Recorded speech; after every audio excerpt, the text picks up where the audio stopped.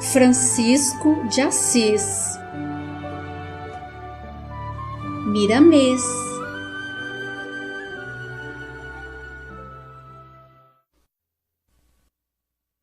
Capítulo 9. Unidos para o bem.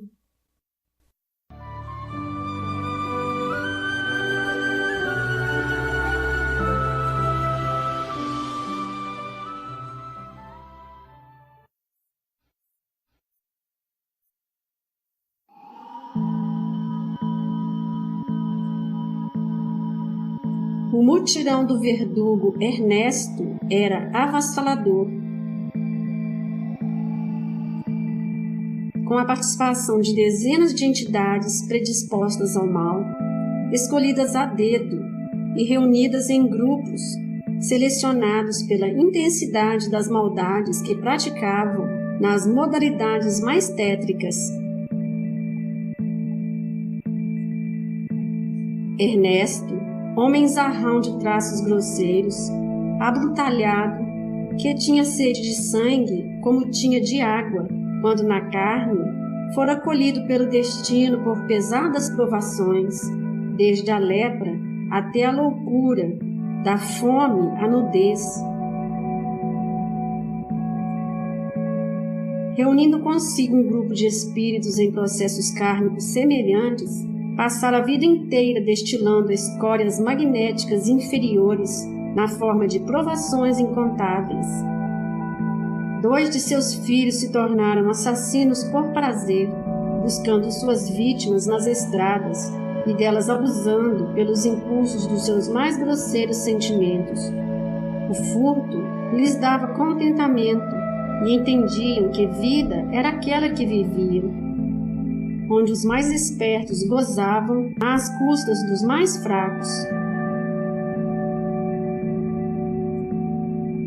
2 de suas 4 filhas foram estupradas no ambiente da própria casa e Carnápia, sua mulher, era como fera enjaulada na carne.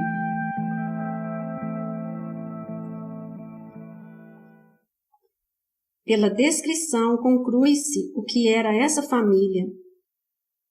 Sua filha mais nova, Carmeline, adorava-o, e ele retribuía esse carinho através de um sentimento rudimentar, como despertar de seu amor a alguém na face da terra. Eram 2 espíritos ligados, sem que a ação de um pudesse interferir na quebra de harmonia entre essas 2 almas. A fera humana, presa à carne, na personalidade de Ernesto, tornava-se uma ovelha a um simples desejo de Carmeline, bastando a sua presença chorosa para desfazer todas as ideias funestas de Ernesto diante de qualquer circunstância. Certa ocasião, Carmeline gozava das delícias da natureza em pequena campina.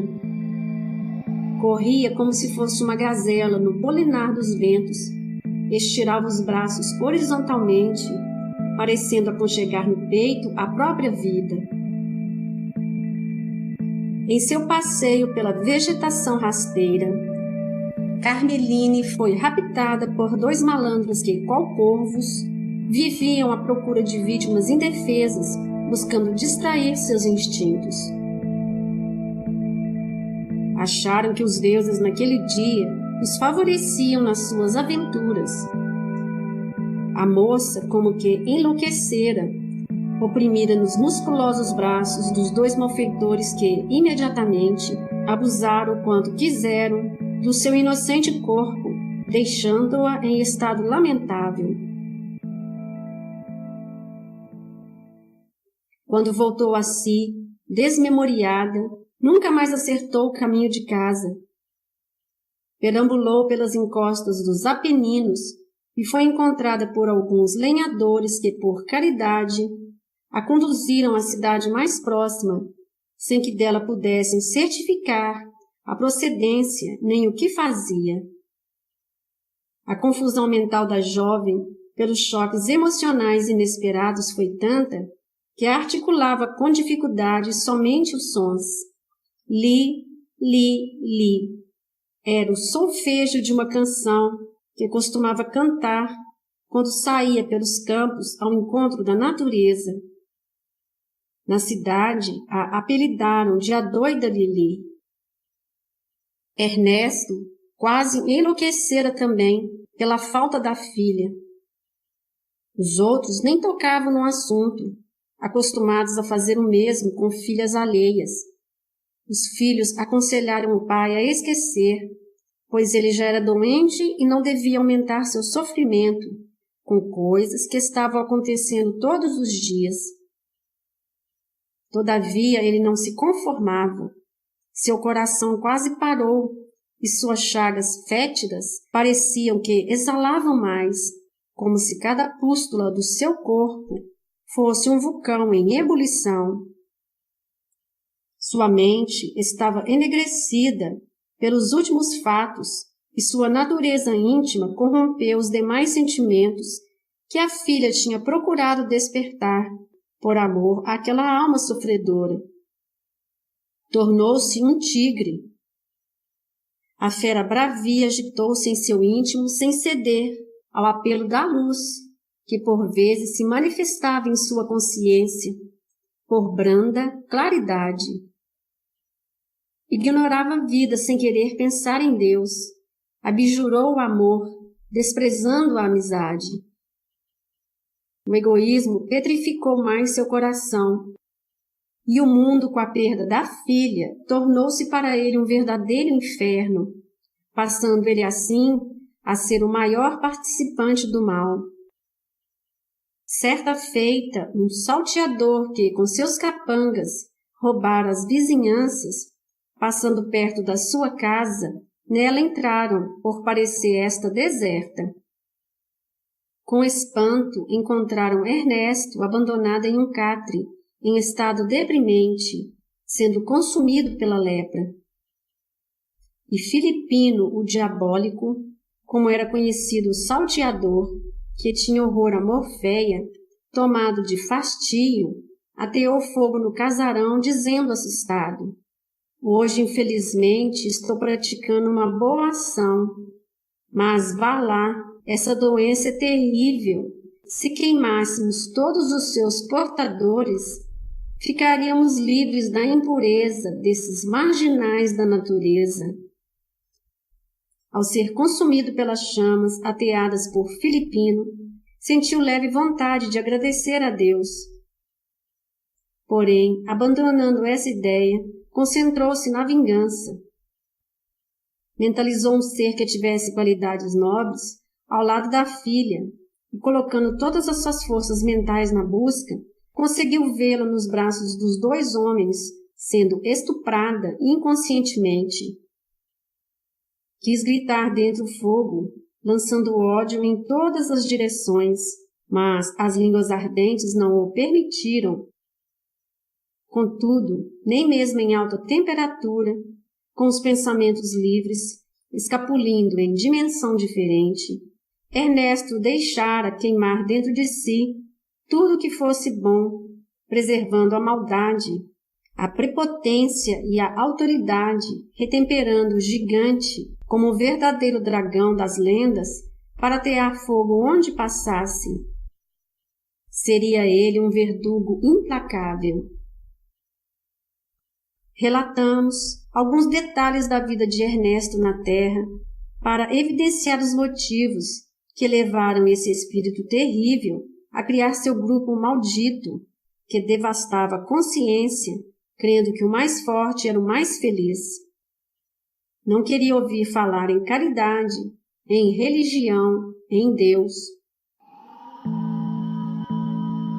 Reuniu camaradas da mesma estirpe, portadores de idênticas revoltas, e assim foi crescendo o mutirão das sombras que, quando baixava em uma pobre cidade, dir-se-ia que ofuscava a luz do sol. O povo esquecia a honestidade, a corrupção avassalava as consciências, aumentavam-se as mortes nas madrugadas, graçavam a peste e a fome. era uma verdadeira calamidade.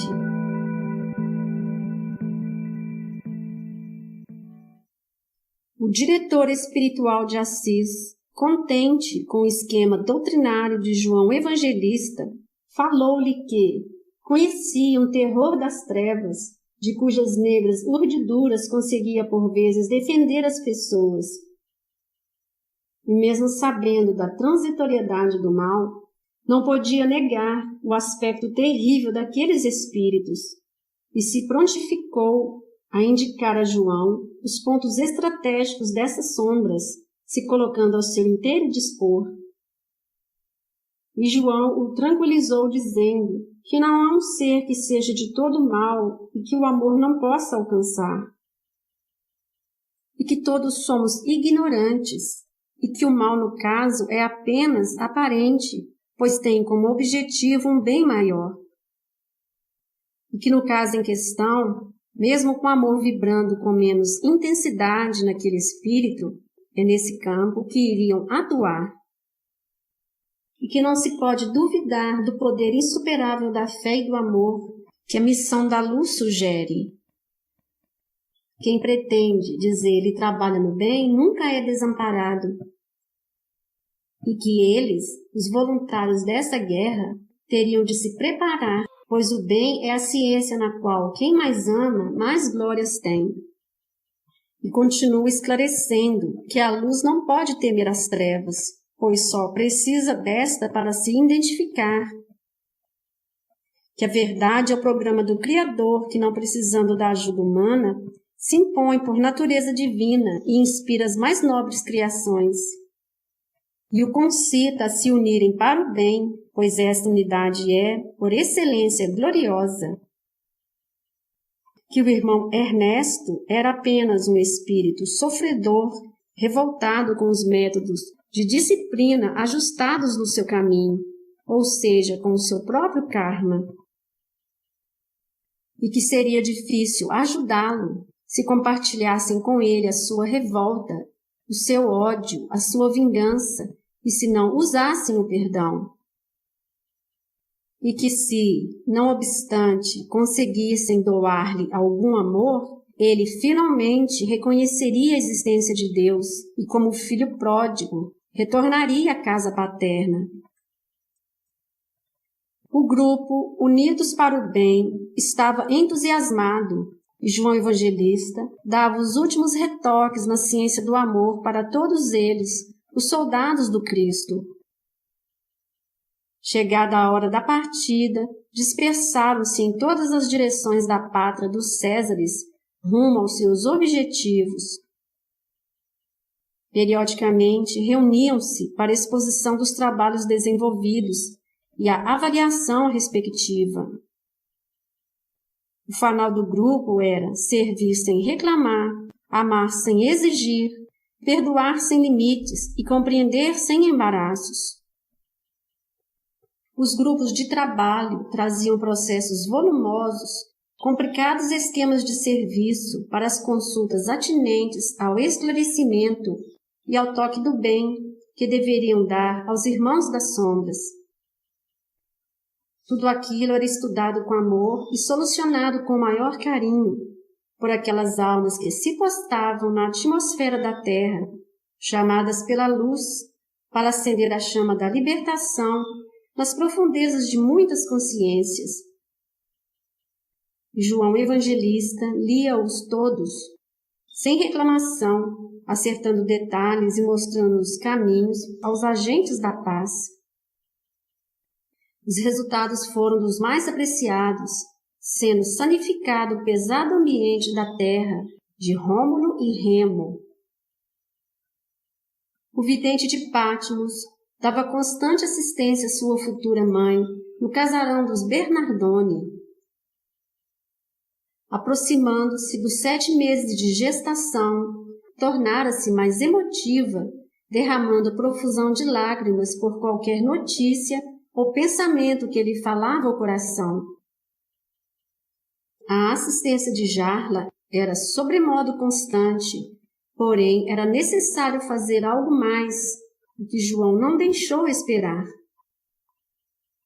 Pedro viajara para a França e ela e Jarla se encontravam no vasto quintal onde uma árvore estendia seus frondosos ramos, dando-lhes teto e assegurando-lhes o ar puro. O sussurro dos ventos orquestrava canções de esperança e saudades, e Jarla contava à senhora o que compreendia sobre a filosofia de Sócrates e Platão. Decorara os duelos desses sábios com os sofismas da sua época, e Pica se encantava com as tiradas filosóficas dos antigos mestres. Naquele ambiente, o apóstolo do Cristo se aproximou das duas mulheres em perfeita sintonia com a pureza e a verdade, tocando mais seus sentimentos. Maria Piccaline interceptou a conversa, lembrando a sua antiga serviçal do anjo que deveria nascer daí a poucas luas e que já fazia tempos que não sonhava com ele. E a antiga servidora, com palavras amáveis, disse que a esperança e a fé não poderiam esmaecer no coração de uma mãe, principalmente da mãe, que ela haveria de ser. Ela sorriu e obtemperou: que Deus a ouça, minha filha, e que faça de nós segundo a sua vontade. E, abrindo a feição em grande contentamento, arrematou: que a paz do Nazareno seja conosco. Conforme solicitara aos seus assessores, João Evangelista recebera o endereço de Carmeline, que ainda se achava encarnada, e de seu pai em espírito, comandando um mutirão de almas afins aos seus equivocados sentimentos de maldade. Todos já tinham partido em socorros volantes, e João partira também com seus auxiliares rumo a Florença, ao encontro da filha de Ernesto. Quase ao mesmo tempo, o chefe do mutirão das sombras escalara alguns de seus comparsas para, juntamente com ele, vasculhar Florença à procura de uma mulher que desejava aprisionar. Essa mulher estava já há 10 anos internada no mesmo sítio de assistência a que Carmeline fora recolhida. Era uma matrona que, em tempos idos, molestara muita gente com poder em demasia e maldade em abundância, e que, arrependendo-se depois, internara-se na casa das Irmãs do Bem, procurando esquecer o mal e o passado. Mas o verdugo Ernesto, sendo um dos mais ofendidos, não se esquecera e desejava vingança. Prometera a si mesma matá-la e apoderar-se de sua alma, escravizando-a impiedosamente no seu intento de deixá-la sofrer eternamente. E os corvos da maldade começaram a sobrevoar a casa de assistência, não sabendo que as aves de luz lá já estavam pousadas em convívio com aquelas irmãs de caridade que, convertidas, trabalhavam convertendo irmãos para Cristo. O velho leproso se preparava para o encontro com a antiga megera. Como dizia, iria partir-lhe o crânio, desatando de sopetão os laços que prendiam a terra para, no mesmo instante, apoderar-se do que queria. Seus serviçais estavam a postos, devidamente preparados para levá-la acorrentada, e ela responderia pelos seus crimes no tribunal que formara, com todos os seus algozes. Seria uma noite de glória. No entanto, o destino era outro. Acresce notar que João Evangelista, que chegara antes do verdugo, procurava sua filha, achando-a já nas últimas despedidas do mundo. Adentrou o humilde quarto e presenciou um quadro aterrador. Carmeline, com idade avançada, coberta por fino lençol e o corpo em chagas, não tinha forças mais para a tosse costumeira. Seus pulmões, ao exame profundo, pareciam molambos de peças rotas, sem a menor resistência a qualquer tratamento. Uma serviçal, de vez em quando, limpava uma espuma amarelada que brotava dos cantos da sua boca. A respiração quase apagada mal movia o já cansado coração. O cidadão de Éfeso revestiu-se de piedade por aquele ser, encheu os sentimentos de amor, acendeu a luz mental de todo o entendimento, reconheceu a necessidade de se apresentar com bastante idade e logo seu corpo perispiritual obedeceu às suas intenções. Pegou em suas mãos encarquilhadas a cabeça espiritual de Carmeline, colocando-a em seu colo, e iniciou os primeiros socorros àquela alma que ligaria a chama de luz no coração de alguém que tanto amava. E João, com passos calmantes, não deixava a enferma acordar no ambiente espiritual, e tudo era paz. Ernesto estava enfurecido por não conseguir encontrar a pessoa desejada. Por fim, foi examinar os fundos da casa de caridade. Penetrando o singelo quarto, viu estendida no catre uma mulher agonizando. Quando ia se retirar, pai João assegurou em sua mente uma profusão de luzes, fazendo-o olhar demoradamente para a enferma. Buscou nele as lembranças da sua filha e ele reagiu com todas as suas forças mentais. No entanto, não adiantou, pois ficou preso como por encanto na afeição da doente e deparou com uma transformação mágica. Aquela velha enferma tomava a forma da linda jovem Carmeline dos antigos tempos. Ele passou a mão esquerda nos olhos vesgos, pensando que sonhava acordado. Todavia, a visão aumentava. Era ela mesmo. Pai João se fez presente com ela no regaço paternal, doando-lhe todo o amor e acariciando seus cabelos brancos, amarelecidos por quase um século de existência. Ernesto balançava a grande cabeça, como a que julgar para fora de si os pensamentos, mas não conseguia. Na mesma hora em que via a velha em estado de coma, estendida no leito de morte, via igualmente sua filha do coração, e as lembranças eram todas de uma nitidez impressionante. Fim da primeira parte. O Senhor te abençoe e te guarde, mostra-te o seu rosto e tenha misericórdia de ti, volte para ti o seu olhar e lhe conceda a paz.